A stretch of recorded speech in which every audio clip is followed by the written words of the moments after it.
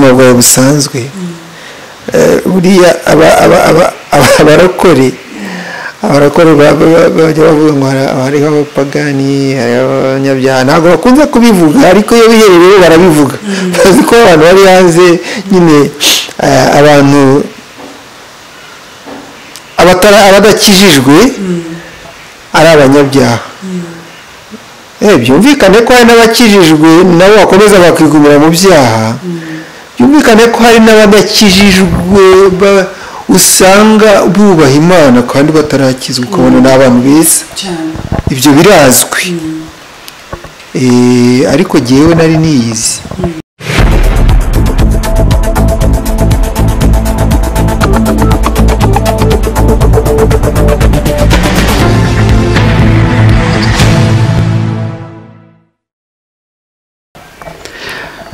twongeye kubasuhuza cyane abakunzi ba Isi Nziza cyane tubahaye ikaze nk'uko muzi kutumenyera rero tujya tutumiza abatumirwa bakatuganiriza mu biganiro byose byiza bishobora gutuma umuntu atekana cyangwa amahoro aganza nta kindi kintu kindi tugamiyeho cyangwa se nta n'imipaka dufite ahubwo vision yacu ni ukugira isi nziza mu buryo bw'umwuka mu buryo bw'umubiri no mu buryo bw'imyumvire Yesu abungisha cyane rero turabashimiye nanone dufite umutumirwa mwiza ngira ngo mwamubonye ni umupapa ukuze uciye mu buzima bukomeye ufite ibintu byinshi ashobora kutuganiriza bikatugira umumaro reka rero tuze tumwakire atwibwire turakwakira murakoze Flora anishimiye kuganira nawe ku byo wifuza ko tuganira mu isi nziza iryo zina ndarikunze cyane isi nziza kubera ko isi nziza niyo twifuza kubamo isi yacu twifuza kwiba nziza nitwa Kabagambe Ignatius Rwiyemaho nk'uko wabivuze ndi umupapa ukuze imyaka ni 53 umugore wanjye twashakanye tubyaranye abana 4 umuhungu wacu w'imfura imyaka 22 umukobwa umukurikira imyaka 19 n'abandi bakobwa 2 bakurikira uwo nguwo 15 na 13 turi umuryango rero w'abantu 6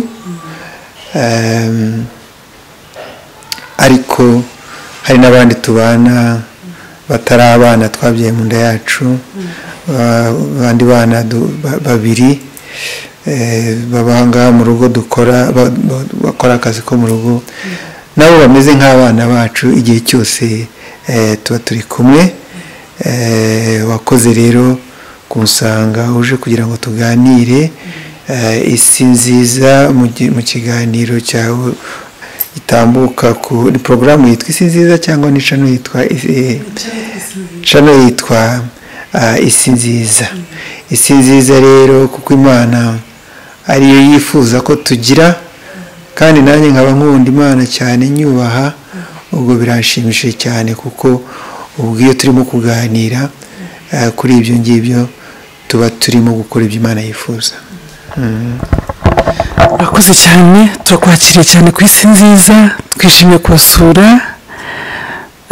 mu by'ukuri yaratageneye byinshi uyu papa mureba hano twifuje ko yatuganiza ku buhamya bwe ku rugendo rwe atubwiye ko akijijwe atubwiye ko afite urugo afite umuryango munini rero twifuje kuganira nawe ku buhamya bwe reka tumwakire atuganize ku bijyanye n'ubuhamya ku buzima bwanyu uburyo mwakijijwe cyangwa se mbese muze kutuganira mu magambo arambuye ku buzima bwanyu turabakiriye. Murakoze ubuzima bwo nyine rero umuntu w'imyaka 53 nk'iyo mfite ibintu byaba amaze gucamo ibintu byaba amaze kubona ibintu byaba amaze kugeraho ibyoroshye n'ibikomeye ibiremereye n'ibyoroshye ibyiza n'ibibi ni byinshi cyane nta no kereka ari ibintu tugiye dukora tugafata umunsi tugafata n'undi ntabwo byarangira cyangwa se byarangira bitinze. Ariko ubwo uvuze ubuhamya kenshi burya iyo numvishije ijambo ubuhamya nkanjye ubu ngubu ubwo ndimo kubona navuga ni nk'ubuhamya bwanjye kuva maze gukizwa, cyane ko iyo umaze gukizwa, iyo umaze kumenya Imana nk'uko ijambo ryayo ribivuga muri Yobu 28 igice cya 28 umurongo wa 28 ahavugwa ko kumenya Imana ari bwo bwenge, kuva mu byaha ariko kujijuka. Ubuhamya bwanjye rero bwagiye bugira mu buryo neza ku buryo numva nanabuvuga aho namenyeye Imana nyabyo. Ni nubwo gusubiza amaso inyuma wareba ibyo wanyuzemo, wareba ibyo Imana yagucishijemo, ukumva ari ibitangaza, ukumva bikomeye. Noneho wabona n'uburyo urimo kubaho nyuma aho uyimenye, aho uyiyeguriye, nabo nkabona uburyo birimo kujya mu buryo Imana ikurinze, uburyo Imana indagiye, uburyo irimo kumfasha, uburyo irimo kunyeza, uburyo irimo kunyuzuza, uburyo inkunda, nkabona byafashe indi ntera, byahinduye isura ku buryo ari ibyo kuvugwa ndetse ari n'ibyo kwiratwa rwose. Ubwo rero kuri jye nibwo buba buhaye ubuhamya, nibwo biba bibaye ibintu byiza byo kuvugwa, kuko umuntu abivuga kubera ko bimushimishije, kubera ko bimuteye ishema. Ibiteje ikimwaro ntabwo umuntu abivuga. Ibyo umuntu atishimiye ntubishyira ahagaragara, ku byo ngibyo ugiraho uvuga uti ngira amahirwe nabinyuzemo. Ubuhamya bwanjye rero ni ubuhamya bw'urugendo rwanjye mu gakiza. Cyokora ushobora no gusubira inyuma nkareba aho naturutse, kubera ko aho naturutse iyo ndebyeyo nkareba uko hari hameze, nibyo biha neza isura y'aho ndi, nibwo menya neza ko ndimo kugendera mu rumuri. Iyo ndebye nkareba umwijima nari ndimo mu gihe cyashize. nta gutindiye rero nakiriye agakiza umwaka ushize itariki 11 z'ukwezi gutaha nzaba nujuje umwaka kuba ko nakiriye agakiza itariki 11 z'ukwezi kwa 12 2019 mu kwezi kwa 12 ubundi n'ukwezi gukomeye kurye kuko nako kwezi navukiyemo navutse itariki 23 z'ukwezi kwa 12 umwaka wa 66. So ubu rero ngiye kumara umwaka nyishijwe, ariko wowe sinzi ukuntu wanatekereje kugira ngo uze tuganire, dore ko wabimbwiye kongera ukabimbwira nkabaza nkabyo, ariko nkabona urakomeje. Wari ugiye kuza mu byumweru 2 bishize ntiwaza, nkagira ngo wabivuyeho, urongeye ushatse kugaruka, agase Flora arashaka ko tuganira iki. Ngiye ubundi umuntu utaramara n'umwaka nkijijwe, uragira ngo tuganire iki?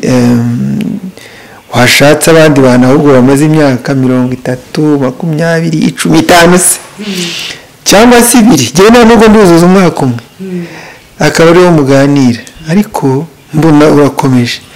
Ariko mbona ikomeje nayo nawe ko se kumenya Imana ko atari ibintu byo kuvuga ngo ari nka bya bindi byo umuntu ashaka akazi bakamubwira ngo ugomba kuba wujuje imyaka, umaze imyaka 5 ukora. Umuntu nubwo yamaze umunsi umaze Imana ye yakiriye agakiza cyangwa se amaze ukwezi kumwe, nabwo yavuga ibyo amaze kumenya, ibyo amaze gucamo, ibyo amaze kwakira, ubuzima bushya arimo no muri uwo munsi umwe cyangwa se muri ayo mezi 2. Ntankaswe none ubwo ari umwaka. Ese ubundi ntihari ndavuga reka tuganire. Kandi koko hari ibyo maze kubona byinshi bikomeye bishimishije byo numva nanjye mfitiye ishema ryo kugira ngo mganire nawe ndetse n'abazabyumva bandi, abakijijwe, abagijwe kera, abakozi b'Imana bajye babona ukuntu abantu bafashwa mu buryo butandukanye, abantu bakura mu buryo butandukanye, abantu bazamuka mu buryo butandukanye, bakomera mu buryo butandukanye, bizera mu buryo butandukanye.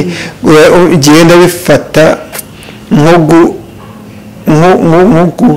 nko gufasha abakozi b'Imana baba baranadufashije mu kugana Imana, kubaha feedback, kubabwira kugira ngo ibyo baba bakora bongere basubire inyuma, babwirwe n'abo baba barabikoreye, abo bayoboye ku Mana bababwira uko byagenze n'uko byaje. So rero ubu itariki 11 nzamaze umwaka, ariko ntarajya mu byo maze kunyuramo nyuma kuva nkijijwe itariki 11 kwa 12 umwaka ushize. Aya mbabwira banyumva ko nigeze gukizwaho kera cyane, nko muri 91 mwaka 91, mara imyaka ngira ngo 2 cyangwa 3 mu gakiza, tangije mbivamo mu magambo azwi babyita kugwa, mu Cyongereza babyitwa backsliding. Naraguye ngo nguye neza cyane, ibyo umuntu yakwita nko kugusha amazuru ndagwa, kuko naraguye numva ntashaka no kubyuka, numva ndasa n'ushimishijwe nuko naguye, ndetse ku buryo nabonaga numva nibaza se ariko ubundi buriya nari naragiyemo, mbona atari ibintu uzi kugira icyo bava mu gakiza ukumva n'ubundi ngira ngo bitari ngombwa kukiza, ukumva wavuye mu gakiza ushimishwe nuko wakavuyemo, wavuye wari utangiye kujijuka, none uremewe wongeye usubiye mu bujiji. Iyo usubiyemo rero urajijwa koko, urajijwa ukumva urabyishimiye kuba birimo, ukumva ko uri umunyabyaha ntacyo bikubwiye, ibyitwa ibyaha wowe ukabona ni nomo, ukabona ni ibisanzwe,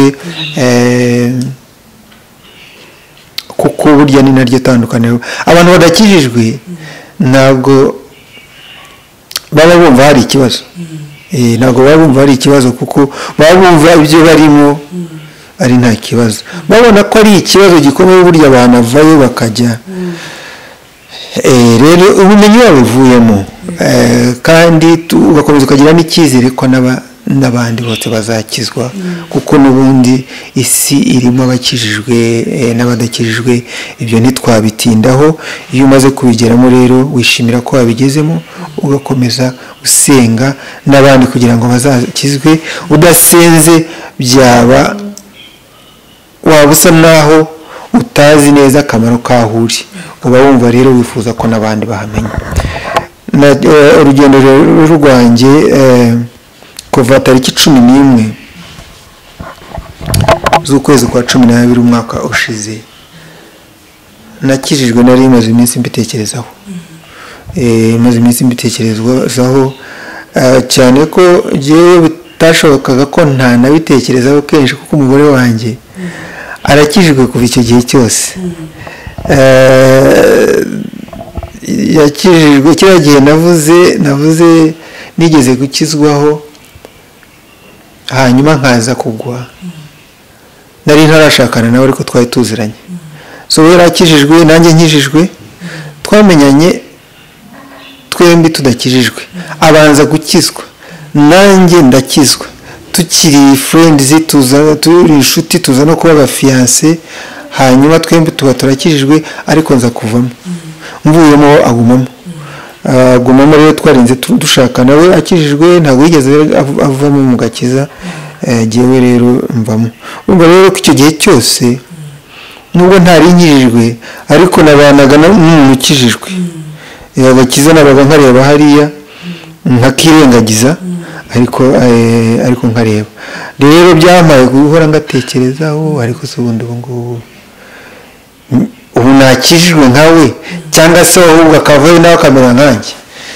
ni uko twahoraga nabonaga ashobora kuvayo ubundi nkumva nakizwa ariko ubundi nkabona ko gukizwa atari ibintu bya ngombwa ndetse nkatangira kumubwira ngo nawe nabivemo nkabona arasa naho ntabwo yanyita umusazi kubera ko nta umugore ni umugore wubaha cyane ntabwo yajya kumwita umusazi ariko mu mutima iyo nkurikije ubu ngubu noneho ukuntu mbibona nkaba namubwira ngo abe yabireka kuko asa naho ari mu buyobe agomba kuba mu mutima yaranyitaga umusazi byarangiye rero ahubwo ari igihe ukijwe koko nyuma yo kubitekerezaho cyane hari ikindi kintu cyamfashije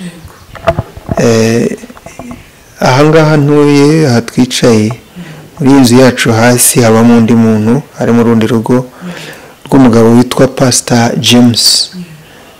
James Odong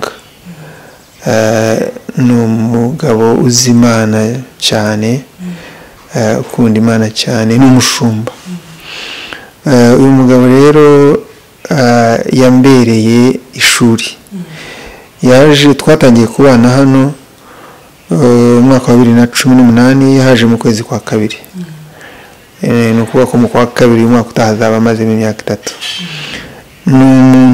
ni umugabo rero impamvu muvuzeho ni uko usibye ko nakirijwe turi kumwe ari nawe wansengeye rya sengesho rya mbere cyo abari mu gakiza biti ryo kwatura ariko nyine na nyuma y'aho ngaho yambereye umushumba mwiza cyane usanzwe nteranira maze gukizwa nahise njya guteranira aho umugore wanjye ateranira muri Evangelical Restoration Masoro ariko noneho haje mu bya lockdown haje mu byaguma mu rugo usengere mu rugo kubera ko uyu mugabo twibanira hano rero niwe twakomeje tugira mu mwanya uhagije yaramfashije cyane muri uru rugendo yansengeye na mbere y'uko ansengera uwo munsi nkizwa yari yaranambereye urugero rwiza rw'umuntu ukijijwe yanyereye imbuto kimwe mu bintu byajyaga bituma byo gukizwa n'abitindaho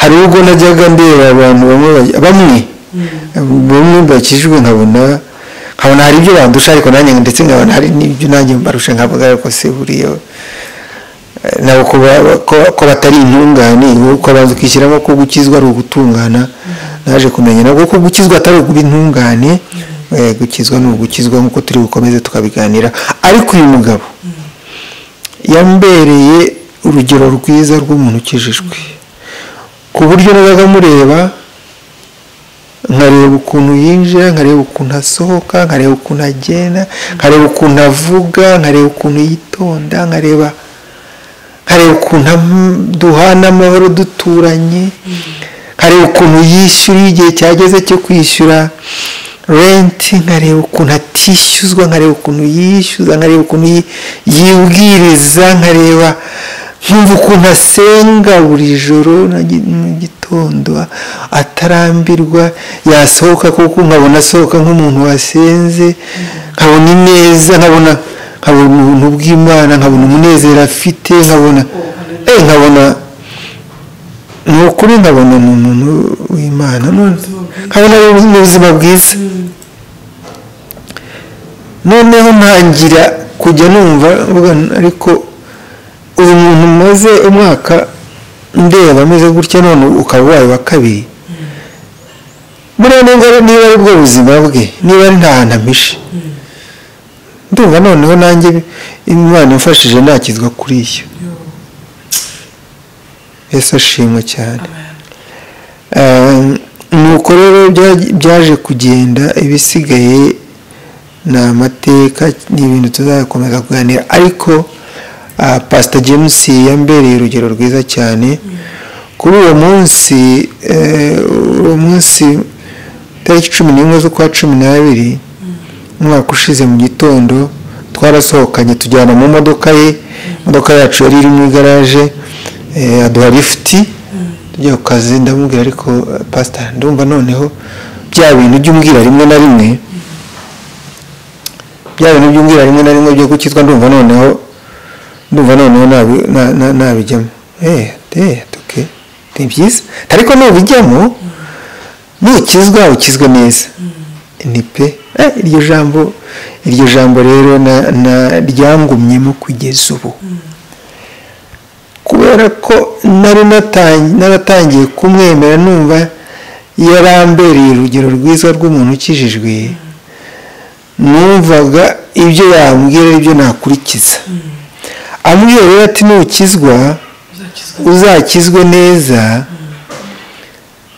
nahise numva ko abantu bakizwa bitandukanye icya kabiri nahise numva ko hari abakizwa bakomeje bagakizwa neza bigafata bikaryoha no bitari neza kubera impamvu zitandukanye kubera ngira ngo iyo uyishyize mu mwete nka rya jambo rivuga ngo iyo ushakanye Imana umwete urayibona ubwo rero nahise mbyemera nashakanye Imana umwete rero nyuma y'aho ngaho kandi Imana yakomeza iranyihishurira nari namaze kumenya ko abantu bakizwa bitandukanye kandi nahise numva nzabishyiramo imbaraga nkakizwa neza nk'uko uwo mugabo yabimbwiye uwo mugoroba rero naje kumuhamagara ndamuhamagara aransengera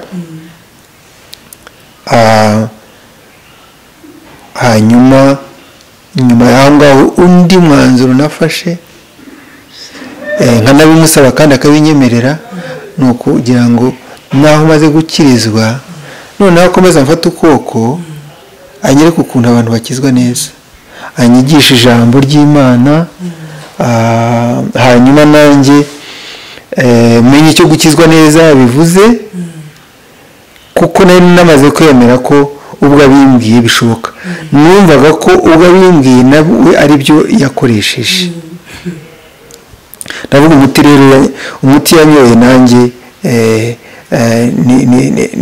niyo ngiye kunywa none uwo muti rero narawunyoye uwo muti kandi warakoze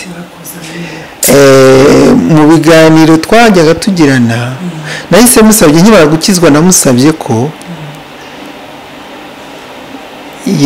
yambera umushumba utari wa wundi wo ku cyumweru ahubwo yambera n'umushumba mu mibyizi nimugoroba tuvuye ku kazi akajya anyigisha arabinyemerera kubera ko duturanye dusa n'abari mu nzu imwe amagahunda yo kuwa mbere n'iyo kuwa kane turatangira tukajya tuganira nimugoroba tukamarana nk'amasaha 2 twiga ijambo ry'Imana numva bitangiye kuryoha numva ndimo kubyumva numva noneho kubera ko nanjye yanga gukizwa uri mukuru ariko nabyo biba byiza nko kujya mu ishuri uri mukuru ugenda ko kuzi icyo ushaka pe habuze ariko si ibintu ntabwo nabijya mu konga no kunguku naramaze kiriya gihe cyose nabirimo kandi ngo mbigumemo numva ntazi n'icyo bivuze ngomba rero kumenya icyo bivuze ubwiza bwabyo nkabibona naba ntabwumva nkamubwira ko ntarimo kubwumva akambwira icyo gukora inyigisho ze rero zabaga ari nziza cyane afite uburambe ku buryo yakubwira ati rero iyo urimo gukizwa ukumva utabyumva neza ukumva utarimo kwizera neza ijambo iyo usabye Imana kugira ngo ikuzamurire kwizera kwawe Imana irakuzamura Yesu ashimwe cyane nongeye kugira ngo nayo naramaze kwemera ko iyo umugabo ubwo ibyo arimo kumbwira nawe ari byo yakurikije nanjye ibyo azajya ambwira nzajya mbikurikiza ngiye kuba umunyeshuri mwiza ntabwo nzigera nsuzugura ibintu byaba arimo kumbwira byose nshima Imana ko yamoneraga umwanya ariko nshima Imana ko yanashoboje kumutega amatwi ubwo Imana yari yatangiye gukora kuko iteze amatwi umushumba burya ubuteze amatwi Imana nangira rero ko anyigisha gusenga anyigisha gusoma ijambo ry'Imana mu mezi 2 ya mbere 3 byabaye ibintu bimeze nyine nka struggle struggle iteye ite, struggle yo kugerageza kumva ibyo ndimo, kugerageza kumenya ibyo ndimo. Ariko hari struggle ntigeze ngira, struggle ntigeze ngira ntabwo nigeze ngira gushidikanya, ntabwo nigeze kuva nyijwe umunsi, ntabwo nigeze numva njijinganya, numva nshobora kuba navamo. Oya, icyo ngicyo ntabwo kigeze kimbaho.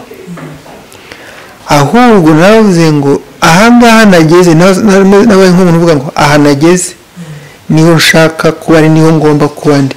Ahubwo ibirimo bitarasobanuka neza ngomba kubisobanukirwa. Imana rero iyo yamaze kumenya ko ushaka kuhaguma, nayiguha ibituma uhaguma. Kandi ibituma uhaguma ni uko iyo uvuze ngo ndashaka kumenya Mana, bavuga kuri mwiza, ijambo ryawe dore niko rivuga, ariko ubwo bwiza nanjye ndashaka kubimenya.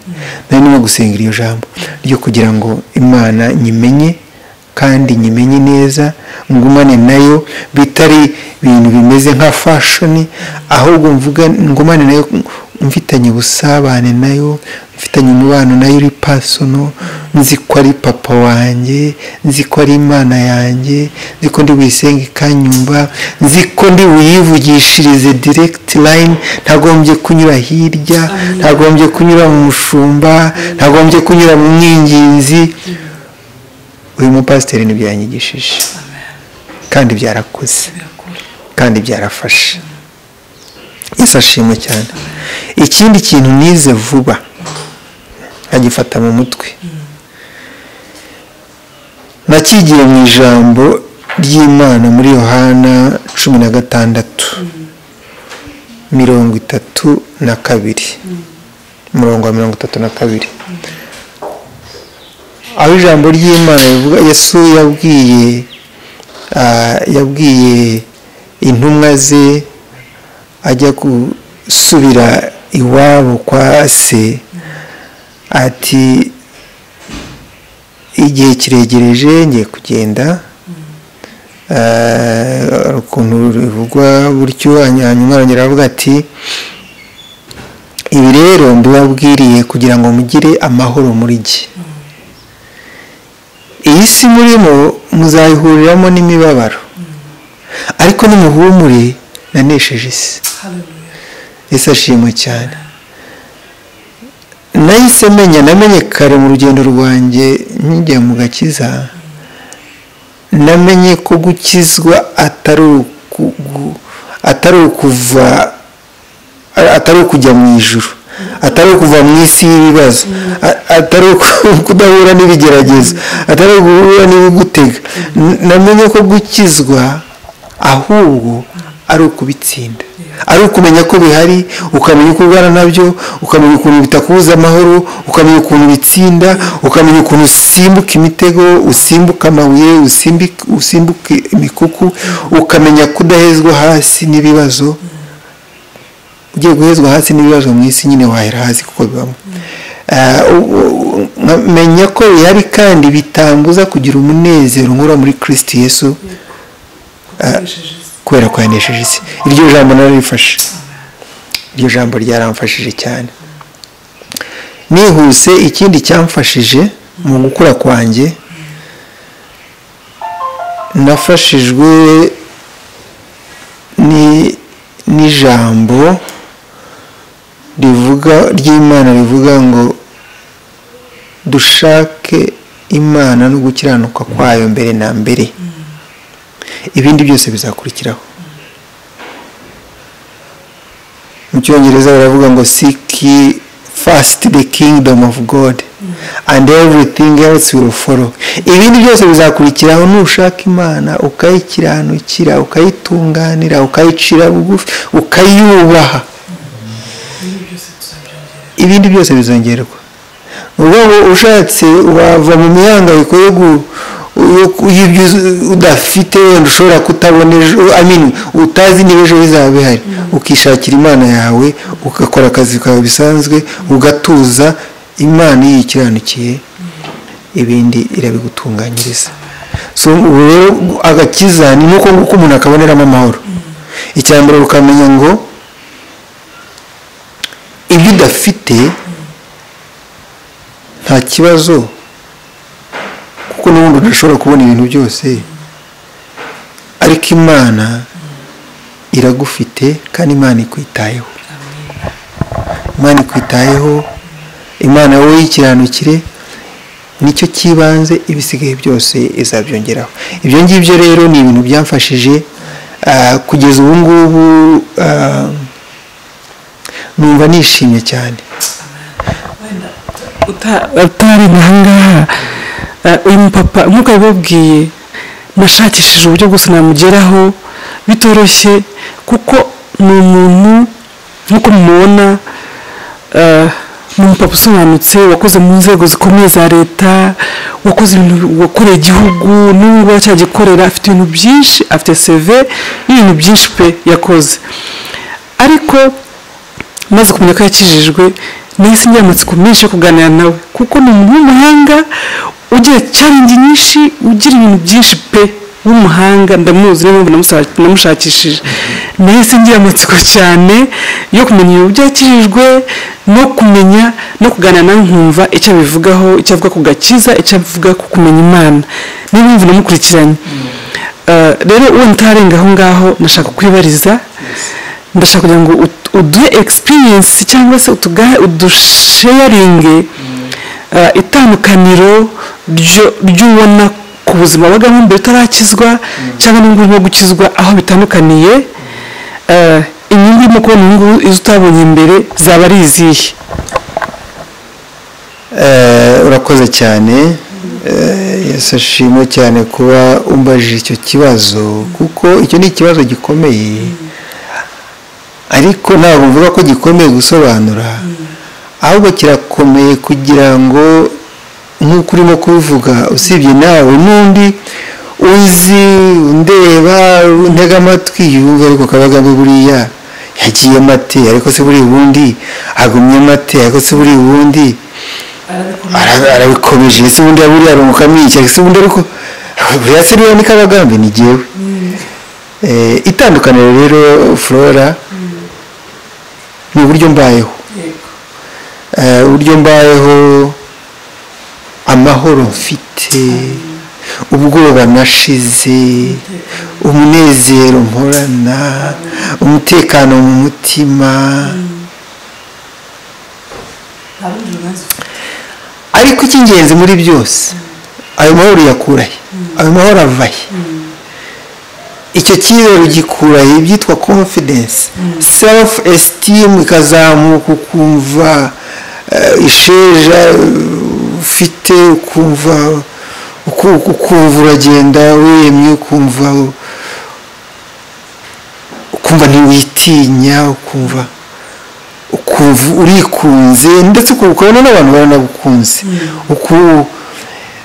Ahantu bituruka ni ukugukiranukira Imana. Iyo uri umwere imbere y'Imana mu buzima bwawe busanzwe, buriya abarokore bajya bavuga ngo hariho abapagani, hariho abanyabyaha, ntabwo bakunze kubivuga, ariko iyo biherereye barabivuga. Bazi ko abantu bari hanze nyine, abantu abadakijijwe ari abanyabyaha. Byumvikane ko hari n'abakijijwe nabo bakomeza bakigumira mu byaha, byumvikane ko hari n'abadakijijwe usanga bubaha Imana kandi batarakizwa, ukabona ni abantu beza. Ibyo birazwi. Ariko jyewe nari niyizi, nari umunyabyaha, maze aho nabiviriyemo nabonye itandukaniro. So biriya bintu byo ni kuriya nisobanuragaho, kuriya nivuze, amahoro mfite, ukwema mfite, icyizere mfite cy'uyu munsi n'icy'ejo, igikundiro, umurava mu kazi, umwete, urukundo, ineza, kutaganya, kutiganyira, kutiheba, kutiyakirira, gushira ubwoba. Isoko yabyo ni ku Mana. Isoko yabyo ni ku Mana, kandi ntabwo Imana ipfa kubiguha gusa, ahubwo ibiha uwayikiranukiye, uwiteguye kubyakira. Kuko nicyo niyo mu cyongereza bita the trade off. Imana urayikiranukira ikaguha amahoro, Imana urayikiranukira ikaguha icyizere, Imana urayikiranukira ikakumara ubwoba bw'ejo bw'iby'ejo, Imana urayikiranukira ikakubabarira, Imana urayikiranukira ikakunyuza aho watinyaga, Imana urayikiranukira ikagutinyura aho wabonaga hari ikibazo ugatangira kubona nta kibazo. Nibyo byitwa guca inzira, ngo Imana yanciriye inzira.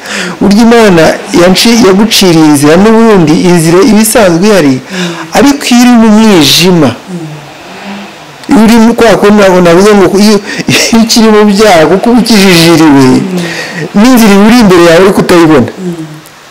Iyo wakiranutse rero inzira urayibona. Iyo rero ibintu watangiye kubona ko wabita ngo biri clear, imbere bahareba ni urumuri aho uri mu bantu,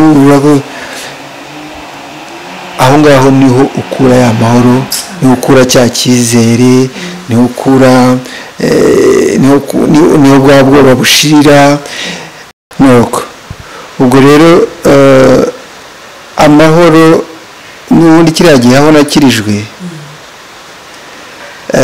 mu by'ukuri nakijijwe numva nshaka amahoro ntari mfite icyo gihe. Amahoro ubuzwa n'ibintu bitandukanye, abantu benshi baba bafite ibibazo bitandukanye. Nanjye rero nari mfite ibibazo bitandukanye byo mu buzima, akazi kanjye katagenda neza, ibintu mbona byarivanze, noneho najya kandi nabona nkasanga ariko ariko kuko atari cyo jyenyine umeze gutya, ariko kuki numva nihebye cyane, ariko ngomba kuba hari ikintu nkeneye amahoro. Kandi ubwo amahoro nkeneye namaze kumenya ko hari ahantu hashobora guturuka amahoro, ni ku Mana. Reka ngende nshaka Imana yanjye impa amahoro. Aho nayishakiye Imana yampaye amahoro. Imana yampaye amahoro, impa n'amahirwe, impa n'imigisha, inyereka ejo, inyereka ko ntacyo bitwaye, inyereka ko uri kumwe nanjye, iravuga iti ubwo wari uriho biriya bihe byose n'ubundi bihe utanari kumwe nanjye, noneho ubwo uri kumwe nanjye noneho ni amahoro. Kandi ayo mahoro narayabonye. uvuga uti nakoreye leta, n'ubu ndacyayikorera nyine nk'uko babivugaga, nkorera ubu ngubu nkorera muri kaminuza y'u Rwanda, ndishimye, ndatuje, nta bintu bindi bihambaye byahindutse, ahubwo hahindutse uburyo mbona ubuzima.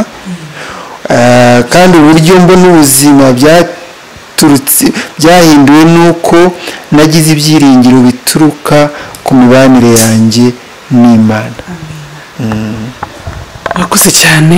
Njya mu mwamwumvise ibyo nababwiraga, ni ukuvuga iki kiganiro tugeze kukigiranaho, ni ukuvuga kugira ngo ugirane ubusabane n'Imana cyangwa wuzuzwe ibyiyumviro n'amahoro, ni ugufata icyemezo ugatangira gutegeka umubiri wawe ikindi kwiga ijambo ry'Imana. Numva ibyo bintu ngira ngo tuganirije byamufashije cyane gukurikirana akamenya agakiza arimo kamaze iki. Wenda ntajye muri byinshi, reka mubaze ikindi kibazo kimwe. Wabwira iki abantu bumva iby'agakiza bakavuga ati rero n'ubuyobe, bene ibyo abantu b'injiji, kuko turabizi ko utari injiji, uri umuntu wize, uri umusobanutse, ariko abantu bavuga ati bene ibyo abantu b'injiji, n'iby'abanyabibazo, n'ubuyobe, n'iki. Abo bantu mu by'ukuri uwo muntu ukiri muri ako kantu niriyo ngo bamuhishurira akamenya agakiza icyo ari cyo n'umumaro wako. Urakoze cyane, Imana yawe icyubahiro. Tubanze twumvikane ku kintu kimwe cyuko n'ubundi isi irimo ibibazo, kandi buri muntu wese afite ibibazo. Agakiza rero koko n'akabanyabibazo, reka tubyite gutyo, ariko nta bantu badafite ibibazo, kuko udafite ikibazo cy'uko, urugero, udafite ikibazo cy'uko adafite amafaranga, ni urugero, ashobora no kugira ikibazo cy'uko amafaranga afite yumva adafite umutekano uhagije. Ushobora kuba uri hari urimo kubaka inzu, ukumva urimo kubaka wenda barimo kukwiba, ugatangira ukaba ufite amafaranga ariko ntusinzire, ukaba ufite imodoka 2-3, ni urugero. Kenshi hari igihe nyine mu isi tuba twumva ko ibibazo bikemurwa n'ibintu. Hari abantu rero n'ubu ngubu batwumva bafite ibintu ariko bakaba badafite amahoro asesuye mu mutima wabo. Rero ufite miliyoni 10 kuri konti ni urugero, n'ufite ibihumbi 10 kuri konti, bombi bashobora kugira ibibazo bitandukanye. Ariko muri bo uwaba afite Imana muri we niwe waba aruta undi, n'uguwe neza, niwe utuje, kuko ubuzima butarimo amahoro, ibintu bitarimo kuguha umunezero, ibintu bitarimo kuguha ituze, ibintu bitarimo kuguha ibyishimo, bitarimo kuguha icyizere, ibyo bintu ntacyo byaba bimaze. Mu Mana rero, mu Mana nta mahoro tubonamo. Rero agakiza,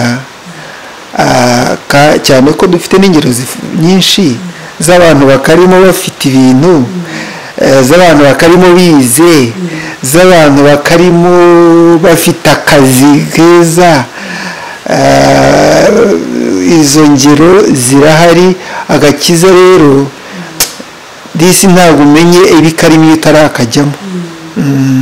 Niyo mpamvu banavuga ngo gukizwa ni ubuntu bw'Imana, kuko iyi Imana itara kugira ubwo buntu, itarahurira nayo ahantu ngo ihagufatire ikwereke, ntabwo ushobora kubimenya. Agakiza rero ariko ugafata abigiramo uruhare rukomeye cyane, abigiramo uruhare rukomeye cyane, wahurira nako mu bibazo, ibyo byitwa ibibazo. Ushobora no guhurira nako mu bimeze nk'ibisubizo, ariko ukabona ibisubizo byakubanye byinshi ku buryo nabyo uvuga atari ko ibingibi birandenze, ukabura amahoro, ukabura ibitotsi kubera ibisubizo. Celebrities, ibyamamare, usanga ibyamamare ariko ukabona nta mahoro bafite, kandi ari ibyamamare, icyo babuze atari amafaranga, ariko ukabona nta mahoro bafite. Niyo mpamvu ugira icyo ukabona hari ibyamamare bakizwa. Nako rero agakiza kazana amahoro. Rero byumvikane ko amahoro adashingiye ku byo umuntu adafite bifatika, amashuri, amafaranga, amamodoka, amazahabu, inshuti, abavandimwe, ibyo bintu byose ntabwo ari byo bitanga amahoro. Amahoro, hari n'igihe amahoro uyabona muri bene ibyo ngibyo ataramba. Amahoro aramba, azahoraho uyu munsi n'ejo, naturuka ku Mana. Niyo mpamvu rero abamenye ubwenge bayishaka, kandi bayishaka bakayibona, kabone nubwo baba bafite ibya mirenge. Murakoze cyane. Tugana ku musozo, kugira ngo wenda tutaza no kubarambira, nashaka kubaza nk'umuntu mukuru cyangwa se ufite experience mu bintu byinshi, ni iki kintu wabwira abantu gishobora kugira isi nziza? Muri make ni ikihe kintu ubona cyaba gikubiyemo ibintu byatuma isi yacu iba nziza, ikintu cyatuma abantu bagira amahoro, abantu batekana? Kuko abantu barahangayitse, abantu bahagaritse imitima, abitwa ngo bafite amafaranga, abitwa ngo bafite iki, bahangayikishwa n'ingo, bahangayikishwa n'abana barangiritse, ibintu byinshi. Ikintu twakora wagira inama isi cyatuma duhindura isi yacu nziza ni igiki? Kubaha Imana, ubwo bwenge, kubaha Imana, kumenya Imana, kuko Imana ni urukundo. Imana ni urukundo. Noneho urukundo urufite wese burya aba afite ineza mu mutima.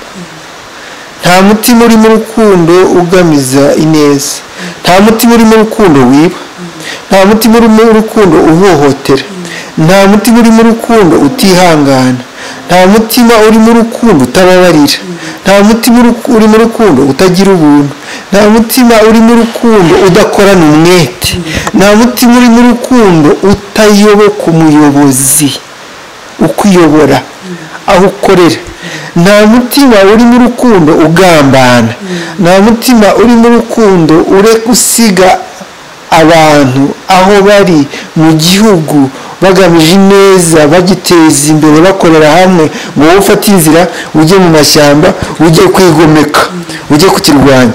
Ibyo ngibyo byose, bene ibyo ngibyo mvuze byiza, iyo ufite Imana, iyo wubaha Imana, iyo yize neza, ukagendera mu mahame yayo, ijambo ryayo ukarikurikiza, nta kindi kintu isi yaba ikeneye kirenze icyo ngicyo.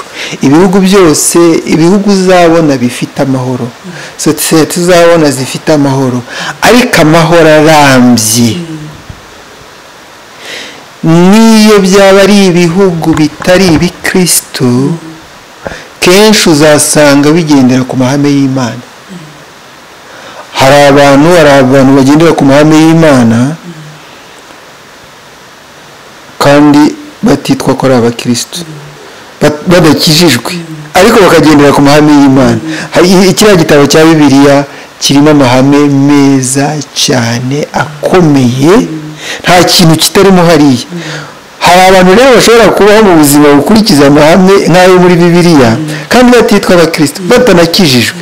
Abo bantu rero burya baba bafite itandukaniro cyane, barahirwa. Twebwe abizera Yesu Kristo, ibyo tuba twongeyeho ni ukuba twaramwakiriye nk'umwami n'umukiza wacu, tukamuhamya, tukanagirana nawe igihango cy'uko tutazatezuka, bigafata, bigakomera, bikaba ubuzima bw'ubu ngubu n'ubwo h'ejo hazaza mu ijuru. Cyane ko ubu ibya hano mu isi ubihuza n'ibyo mu ijuru, ugatangira kumenya ko ibya hano mu isi nutabikora ibihe byose ijuru utazaribona. Ibyo ngibyo akaba ari byo bituma udatatira igihango cyo gukiranukira Imana. Iyi si rero nta kindi kintu cyatuma tuyibamo, tukayibamo tunezerewe, ikaba isi nziza. Nta kindi cyagira isi nziza kirenze kumenya Imana, kuko Imana niyo soko y'ubwiza, ubwiza budaturuka ku Mana, urukundo rudaturuka ku Mana, umunezero udaturuka ku Mana, ntabwo wawizera kuzaramba. Murakoze cyane, murakoze kutwakira no kuduha umwanya Imana y'umugisha. Amen. Abakunzi ba Isi Nziza cyane rero turabashimiye, abantu bakurikiranye ikiganiro. Ni ukuri nize ko mufashijwe kandi nize ko bigize umumaro. Yesu abamugisha cyane, turabakunda.